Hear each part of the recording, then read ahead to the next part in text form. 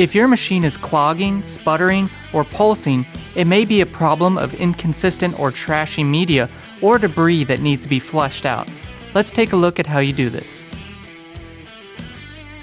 As always, start by depressurizing the machine by closing the air inlet valve and opening the blowdown valve.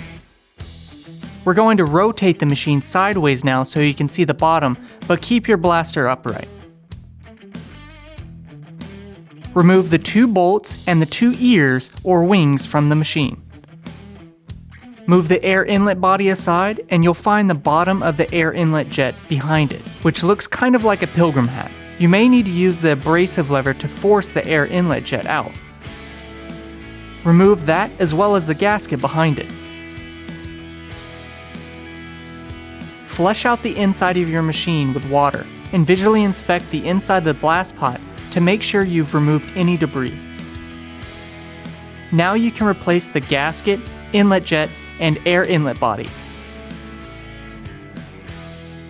Then the ears and bolts. Once you've got everything put back in place and your bolts retightened, you're all done.